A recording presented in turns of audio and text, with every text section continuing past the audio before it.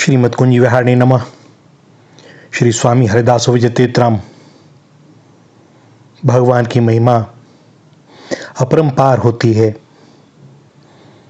वे अपने भक्तों की रक्षा के लिए, उनकी सहायता के लिए, उनके कल्याण के लिए समय समय पर विभिन्न लीलाएं किया करते हैं। इन लीलाओं से जहाँ भक्तों का कल्याण होता है, वहीं जगत को भी भौतिक तापों से मुक्ति मिलती है। जब कभी कोई उनका परम भक्त सिद्ध योगी और तपस्वी होते हुए भी सांसारिक प्रभाव के कारण अपने भक्ति मार्ग से भटकने लगता है, उस समय भगवान संसार के समस्त कष्टों को स्वयं वहन करते हैं और अपने भक्त को मोह माया के जाल से मुक्त कर देते हैं। ऐसी ही भगवान की आज लीला का दर्शन। एक समय ऋषिवर नारद हिमालय पर भ्रमण कर रहे थे और वहीं कुछ ही दूरी पर उन्हें एक रमणीक पवित्र आश्रम दिखाई दिया। उसी के समीप एक गुफा भी थी।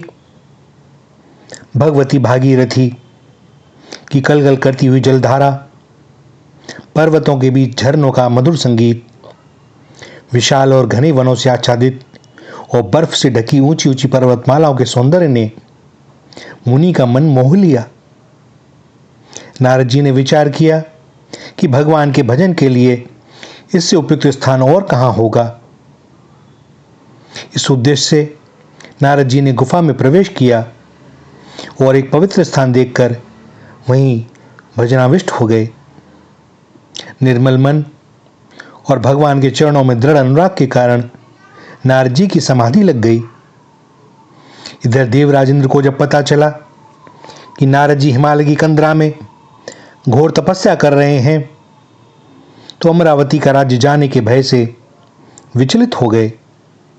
शंकालु स्वभाव के इंद्र ने ऋषि की तपस्या का यही मूल कारण समझा और तुरंत ही कामदेव को ऋषि के तप को भंग करने का आदेश दिया। इंद्र की आज्ञा पाकर कामदेव उसी कंदरा में पहुंचे जहां ऋषिवर नारद भजन के आनंद में मग्न थे। गोस्वामी तुलसीदास जी लिखते हैं रामचरितमानस के बालकांड में, तेही आश्रम ही मदन जब गयऊ, निज माया बसंत निर्मयऊ, कुसुमित विविध बिटप बहुरंगा, कूजहि कोकिल गुंजहि भृंगा, चली सुहावनी त्रिबद बयारी, काम कृसानु बढ़ावन हारी, रंबादिक सुर नारी नवीना, सकल असमसर कला प्रवीणा। और वहां कामदेव ने अपनी समस्त उद्दीपक शक्तियों और मदोन्मादक कलाओं के माध्यम से नारद जी के तप को भंग करने का असफल प्रयास किया। नारद जी पूर्ववत निश्चल अपने भजन में लीन रहे। अंततः कामदेव हार गया और अपने कुकृत्य से लज्जित और कोपित कामदेव ने नारद जी के चरणों में पड़कर क्षमा याचना की। कामदेव के स्पर्श से जब मुनि की समाधि टूटी, तब उन्होंने वस्तु स्थिति को समझकर संत स्वभाव के कारण कामदेव को क्षमा कर दिया। कामदेव तो चला गया, परंतु काम पर विजय का मद अहंकार के रूप में नारद जी पर सवार हो गया। इस कंदर्प दलन के अभिमान से प्रभावित होकर महर्षि नारद तत्क्षण ही भजन छोड़कर गुफा से बाहर आ गए और कैलाश पर्वत पर पहुंचे और भगवान शंकर को अपनी काम विजय का वर्णन सुनाने लगे। नारद जी के विजयोन्माद का अहंकार स्पष्ट झलक रहा था।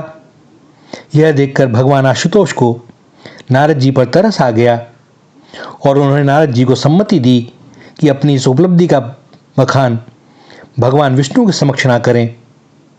शंकर जी इसके परिणाम को जानते थे, किंतु अहंकार के प्रभाव से नारद जी महाराज तुरंत ही ब्रह्मलोक में विष्णु भगवान के समीप पहुंचकर अपनी गर्वोक्तिपूर्ण विजयश्री की लीला उन्हें सुनाने लगे। भगवान ने नारद जी की अनेकों प्रकार से प्रशंसा की और उनको अहंकार मुक्त करने के लिए अपनी माया का स्मरण किया। भगवान के मुख से नारद जी अपनी प्रशंसा सुनकर और भी अधिक अहंकार से भर गए और इसी अवस्था में नारद जी हाथों में वीणा लिए श्री हरि का गुणगान करते हुए वहां से प्रस्थान कर गए। नारद जी के मार्ग में भगवान ने अपनी माया के माध्यम से एक अत्यंत रमणीक, मनोरम और शोभायमान नगरी का निर्माण किया।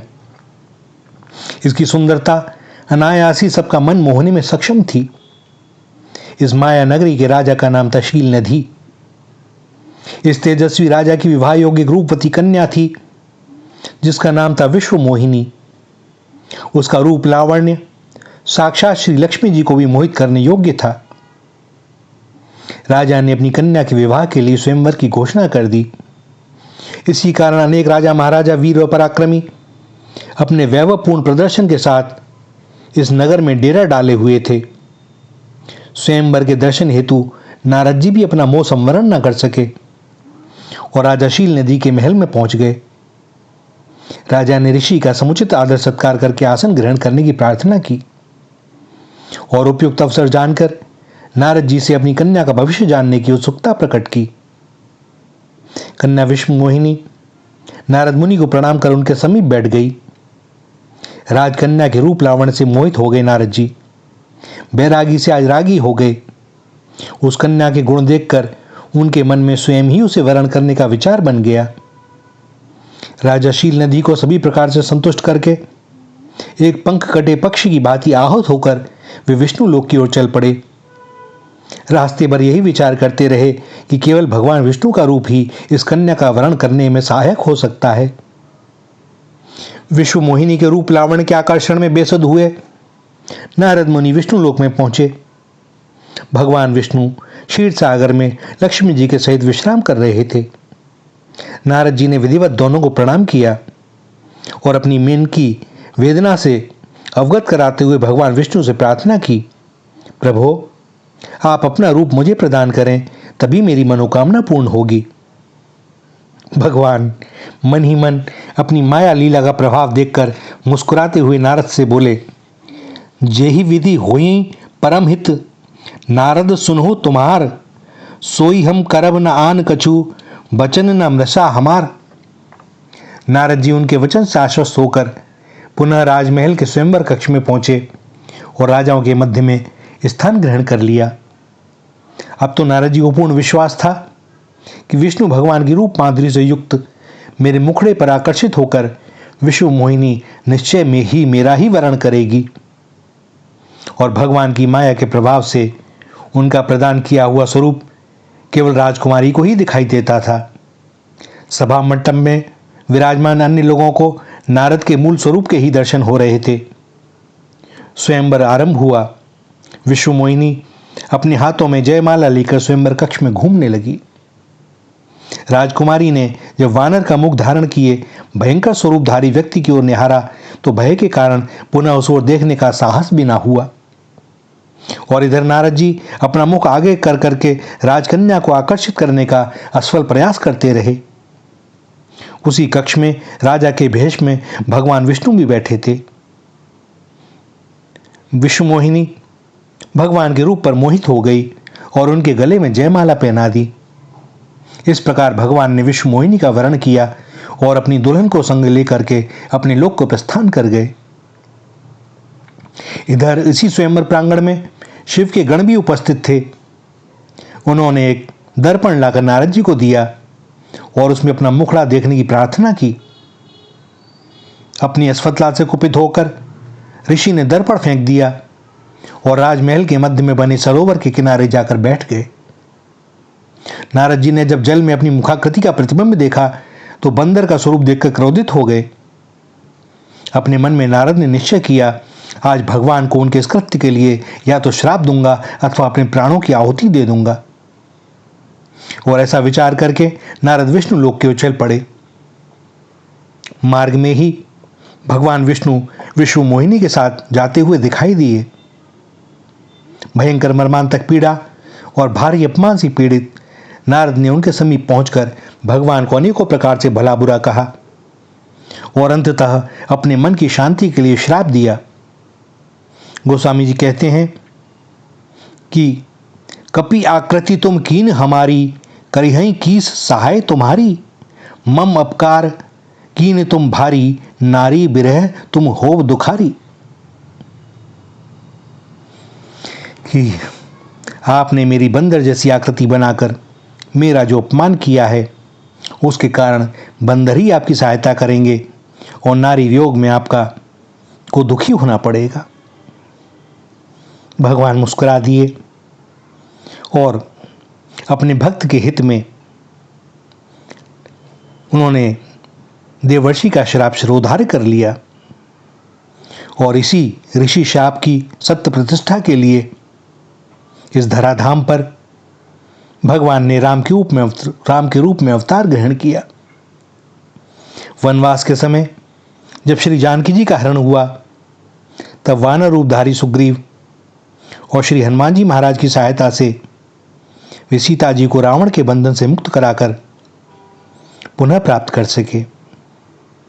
भगवान ने जहां अपने भक्त के शाप को सार्थक किया, वहीं अपनी विभिन्न लीलाओं के द्वारा इस धराधाम का कल्याण भी किया। भैया, भगवान तो केवल अपने भक्त का कल्याण चाहते हैं। उनका भक्त यदि विरुद्ध आचरण करने लगे तो वह उसे भरसक चेष्टा करके रास्ते पर लाते हैं। भले ही उनका भक्त रुष्ट हो जाए और वह जो भी कह दे वह सब उनको सहज स्वीकार है, किंतु अपने भक्त का प्रयत्न का पतन उन्हें कतई स्वीकार नहीं है। इसीलिए तो वो कहते हैं, न मे भक्त प्रणश्यति, मेरे भक्त का कभी नाश नहीं होता। क्योंकि भैया, उन्होंने एक बार जिसे अपना लिया, बस अपना लिया। पूतना कुभाव से उनको गोद में ले लेती है और बस भगवान फिर उसे छोड़ते नहीं। यहां तक कि वो चित्कार करती है, मुझे छोड़ दे, मुझे छोड़ दे। और लालजू कहते हैं कि मैया, मैंने पकड़ना सीखा है, छोड़ना मैं जानता ही नहीं। सो भैया, इन सब लीला कथाओं का तात्पर्य यही है कि हम भगवान की शरण लें। हम जैसे भी हैं बस उनके हो जाएं। आज तक जो हुआ सो हुआ। अब आगे हमसे किसी कोई भी ऐसा कर्म ना होने पावे जिससे हमारा कल्याण में बाधा पहुंचे। भगवान सदैव हमारे साथ हैं, किंतु कृपा का अनुभव तब होगा जब हम उनकी ओर देखेंगे। प्रयत्न करें, चेष्टा करें और सबसे बढ़कर भगवान से प्रार्थना करें। प्रार्थना में बड़ी शक्ति होती है। जो भी नाम प्रिय हो, जो भी उनका स्वरूप प्रिय हो, उसी का नाम लें, लगे रहें।